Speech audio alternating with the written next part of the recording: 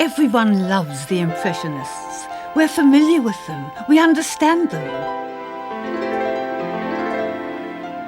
What we forget is that they're a watershed, and forever after, the story of painting is different.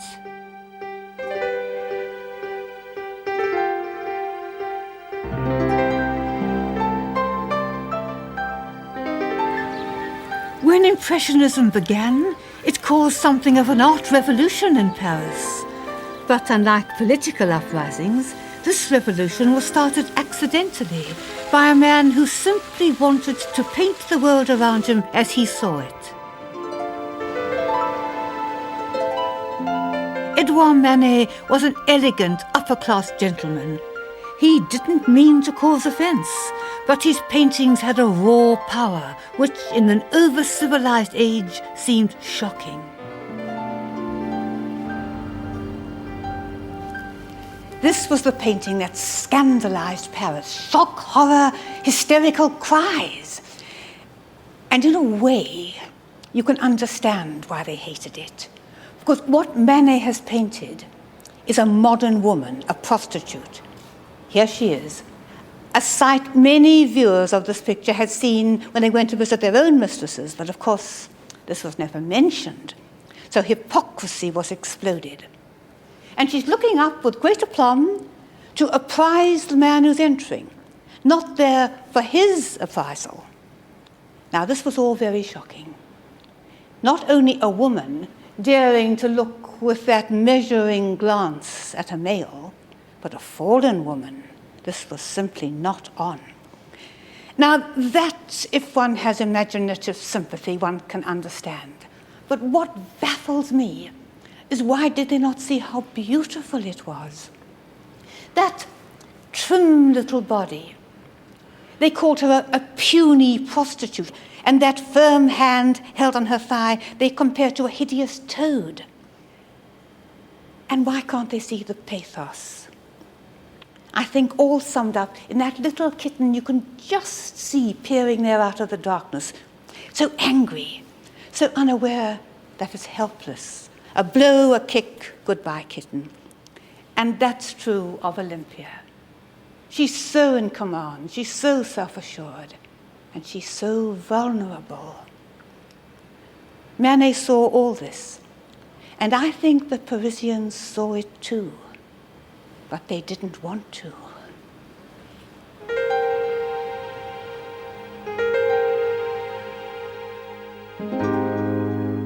Manet became the center, however unwillingly, of a group of young artists who saw exactly what he was doing. They caught fire from him, and they'd become known as the Impressionists.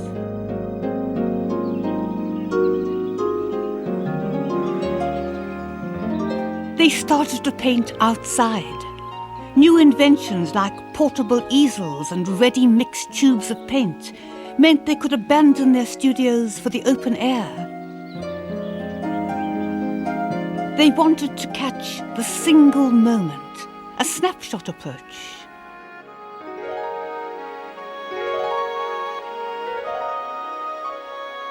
Impressionist paintings are all dashes and inspiration, spontaneous but unpolished. Visually, you can see why Monet and Co. were called the Impressionists, because this is an impression with all that squiggly red and that sort of vague brightness above. But technically, It's because Monet used to give long, involved titles to his works. And his friends suggested he make them a bit more snappy. So not wanting to call this View of Le Havre with boats setting out and masts seen in the distance, he called it Impression Sunrise. And then the critics took the ball and ran with it.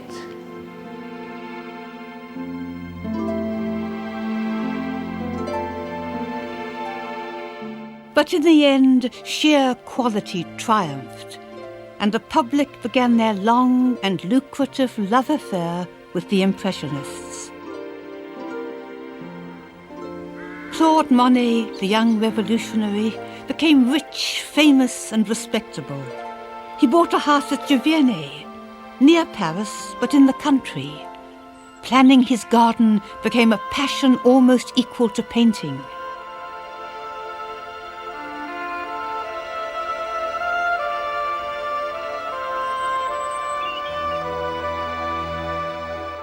It was said of Monet that he was only an eye.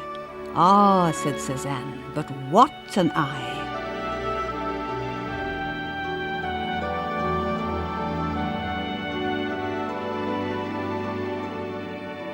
Monet really saw. He saw things that people had never seen before. The colour of snow, the colour of shadows, the colour of water.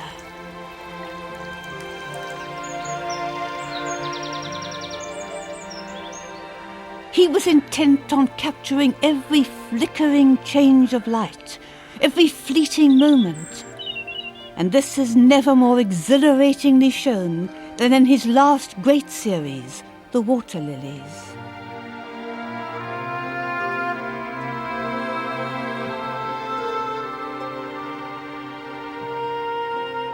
When I come in here, I feel disorientated. It's too big. I can't take it in, which means, of course, I can't control it. And I feel not so much I'm looking at it, as that I'm looking in it. And what are we actually looking at? Well, we know that this is Monet's beloved pond at Giverny, or rather, the surface of the pond. Now, to be honest, he didn't actually sit outside there painting it. He was too old and the canvases were too big. So he built great big sheds and he painted it there, but he didn't really want people to know that. But he didn't cheat, because year after year he'd looked at this surface reflecting the clouds, the sky, the trees, the foliage, the water lilies. It's intensely exhilarating to see it. It's a long, long time since I went swimming. But when I'm here, I feel I'm swimming through the blue brightness, looking up, or floating over the blue beauty, looking down, set free. Oh, and I can understand why people come here, just to stand, silent, being liberated, being set at peace.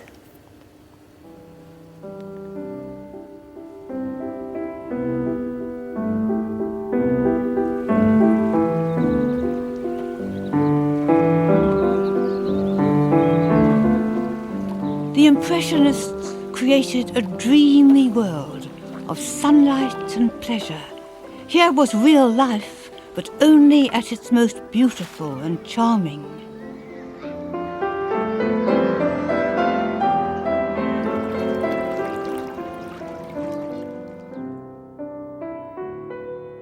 Why shouldn't art be light-hearted? I can imagine Renoir asking that question. He paints a world without sadness, where there's nothing dark or sinister.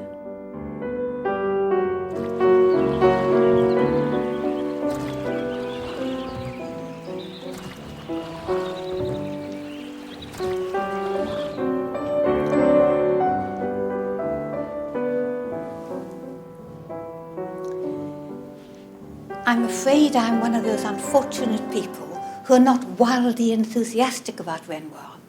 For me, personally, his colours are often too pretty and sweet. However, I defy anybody not to warm to the luncheon of the boating party. He's collected a group of friends. They've been on the river. They've had a wonderful lunch. Look at that enticing debris in the centre. And they're relaxing. It's a celebration of enjoyment. Outside, you can see the blur of the sunlit landscape, but he's collected them under an awning to emphasize they're a party. And you can pick up some relationships. This young man is very interested in the girl in front of him, but she's interested in this young man, and he's gazing enamored across at the pretty girl who's looking at her dog. And here we get a hint of something deeper, because that pretty girl was Aileen, whom Renoir loved. And very soon after he'd painted this picture, he proposed to her. And she was only 19, but she had a country girl's wisdom. And though she loved him, she told him to go away and think about it a bit more. And it was 10 years before they actually got married. And this painting shows exactly why she knew he wasn't ready for marriage. It's a painting about bachelor life, no commitments, no responsibilities, able just to enjoy yourself when you wanted. He was a jovial, rather happy-go-lucky man, Renoir, with a great eye for the ladies. And this profoundly appeals to him, the party life. But he also loved Aileen and really wanted to marry her, and he's torn between the two. And it's this tension that makes this, even for me, a Renoir that truly works.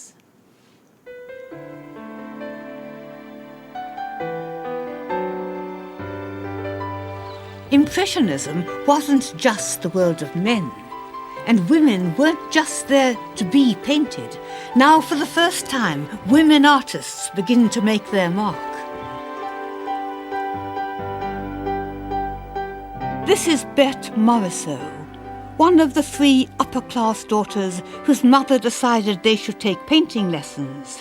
And believe it or not, the youngest turned out to be one of the great painters of the 19th century. She didn't paint like a lady at all, but like a savage, like a prisoner in chains, they said.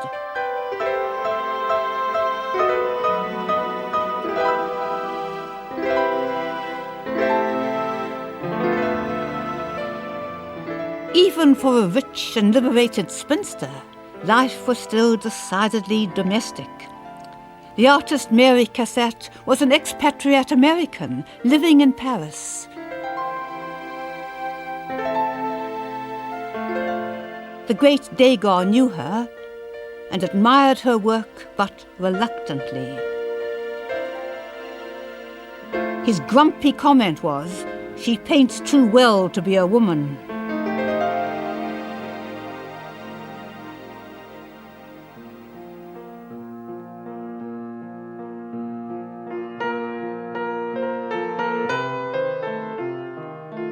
Degas was deeply contemptuous of women, which is strange, seeing that he painted them obsessively all his life. And he's best known for his pictures of the ballet dancers at the Paris Opera. And wouldn't you think that it would be the stars that he'd be interested in? Not at all. It was the chorus. He wanted to see behind the scenes. He was one of life's voyeurs.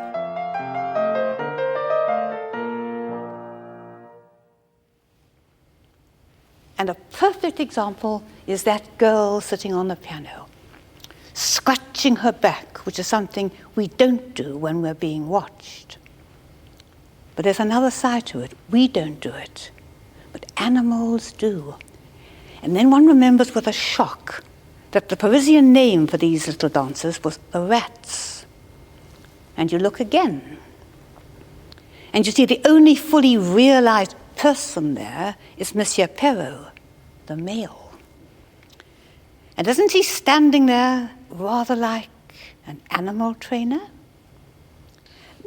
Not one of these little dancers comes across as a personality. Great body language, yes. He's rarely looked at them. He's seen how tired they are, how bored, how some are showing off to Monsieur Perrault. But he doesn't look with sympathy. he sees just the bodies. And I say to myself, I don't know that I really like you, Degas. You have a cold heart, Degas. And then I look again. And it's so ravishingly beautiful, the way the light plays over the floorboards and catches on the ribbons. And I'm overwhelmed once again with admiration.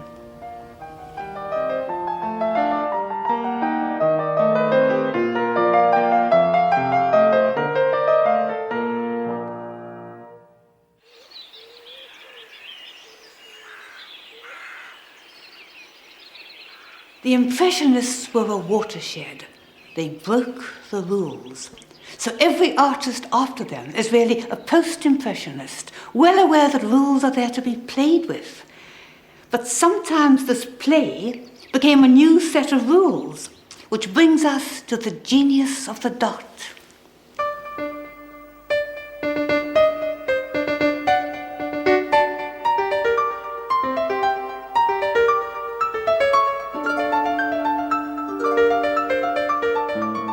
Georges Seurat invented a new technique of painting. He used tiny dots of colour, and if you want to be technical, it's called pointillism. With intense intellectual rigour and exactly placed points of colour, he freezes a summer afternoon by the river.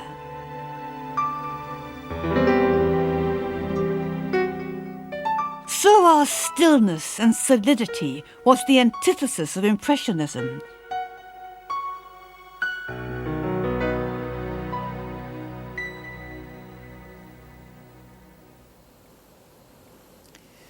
Seurat was really a one-off, because although quite a lot of artists took up his theory of the dot, he was the only one who produced great art from it. The human mind is so mysterious. He was praised for the poetry of his work, and he said very huffily, it's nothing to do with poetry, it's the principles. Now you see, he never realized that psychologically he needed to feel it was all scientific. And that set him free to create the poetry. And you must admit, to make poetry out of a fat lady powdering herself in a rather tarty boudoir is an achievement indeed. The lady was his mistress, Madeleine Knobloch, wonderful name. And he sees her as a great fertility figure, a goddess. He's rarely looked at her because those absurd sort of breasts on the top of her hair are clearly the latest Parisian fashion, and he's seen where her sunburn stops at the neck, but for the rest she's objectified. She's a great shape. And this was his only personal painting. He was a very secretive man. Most of his friends had no idea of Madeleine's existence, and nobody in the world knew she'd borne him a child just before this was painted. And you can't help, when you look at this, but feeling that he thought she was funny. He laughed at her, sublimely funny, a kind of goddess-like silliness. And it's a funny picture. It originally contained the nearest he ever got to a public declaration of love. Because in that rather incongruous shrine up there, where there are now flowers, he'd painted himself. And alas, he had second thoughts and painted it out again. It's not perhaps his greatest picture, but because of this tender giggle, it's the one that I love best.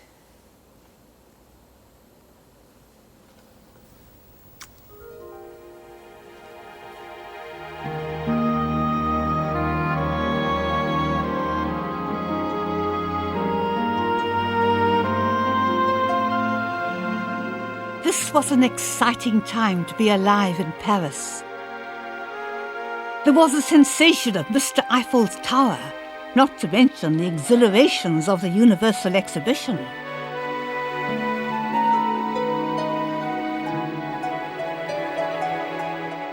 One particular section, Art from the South Seas, entranced the young painter, Paul Gauguin. In the end, he was to abandon his wife and children and sail off to Tahiti in search of paradise. And it's the South Seas Gauguin that captures our imagination.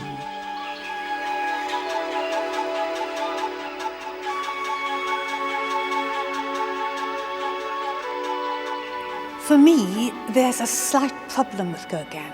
His life is so intertwined with his painting that I'm never quite sure whether I'm really seeing what's there or whether I'm reading in because I know the story. And it's such a wonderful story.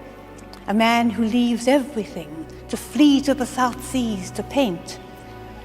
And of course, like all great escapes, it turned out to be very different from what he expected. Now, I think his art is based upon that conflict between the dream, the romantic, and the truth, the classical. And it's when he gets both together, those two sides of him, that he becomes a great painter, as I think he is here. It's called Nevermore, which of course is a very romantic title, and makes one think of Edgar Allan Poe, quoth the raven nevermore. And that is the raven, though I must say it looks to me like a sort of mutated puffin. But still, he's looking sinister enough and glowering in, and you don't even notice him at first, because you're completely taken up with this great image spread across the canvas so voluptuously. The golden green girl and all her innocence and beauty. And then you look again. The tension of the body. Look at the way those toes sort of tingle with her nervous anxiety, and her face with its suspicions and its fears.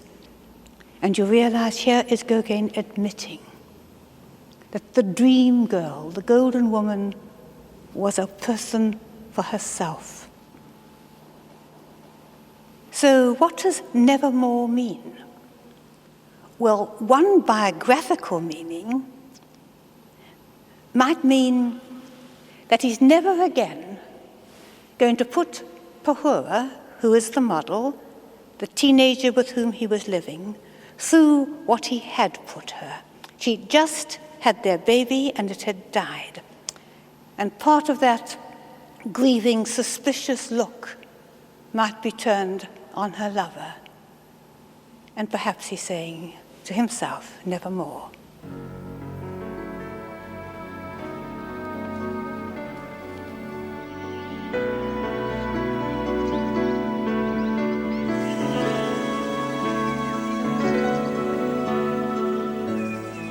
Meanwhile, in the brilliant light of the south of France, the myth of the artistic genius was taking startling form.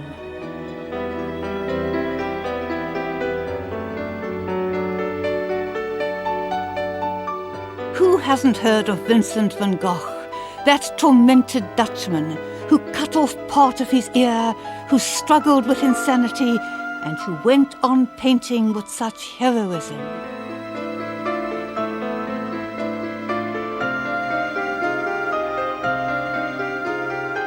His one consolation was his faithful brother Theo. With his help, Vincent eventually returned to northern France, though there was little time left to him.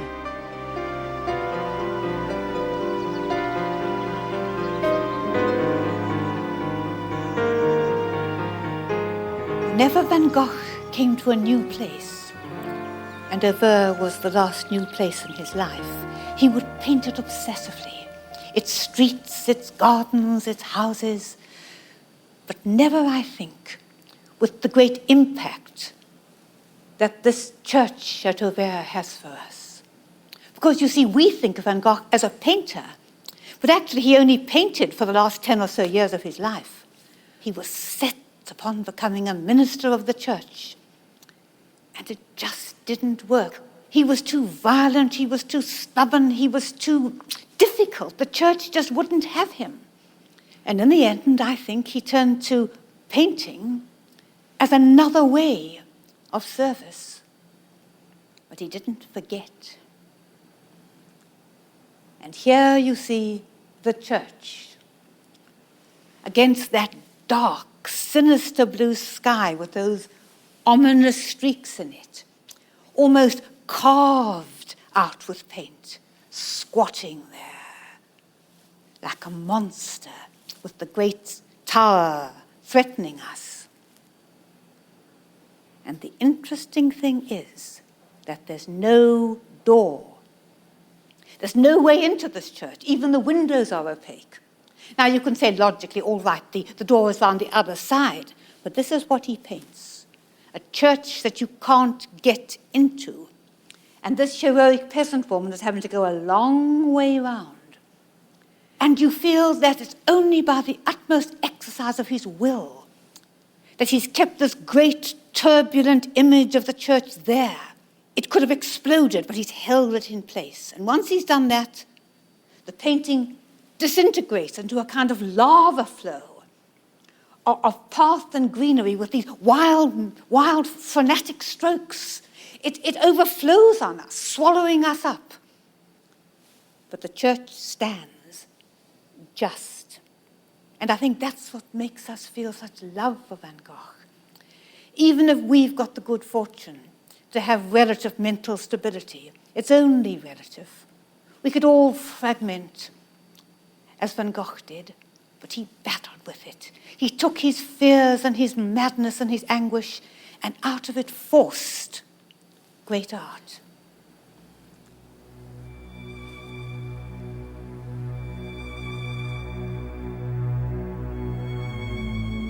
Shortly after painting the church at Auvers, Van Gogh killed himself in a field near this graveyard where he now lies beside his brother.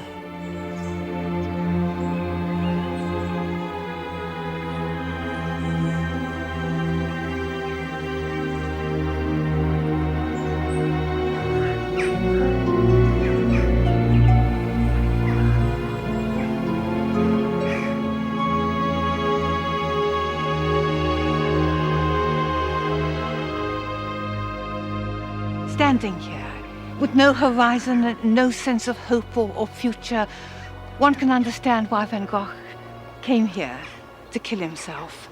He had felt his life was such a failure, as an artist, as a person, parasite upon his brother, and you only have to look round to feel the kind of claustrophobic smallness of his world, with his mental illness lowering above him. And even shooting himself was a failure. And in imagination one can follow him dragging himself, bleeding, back to his little room to die, with only his devoted Theo to comfort him in his poverty and his death. Nothing has brought the tragedy of Van Gogh's heroic and miserable life more home to me than the field.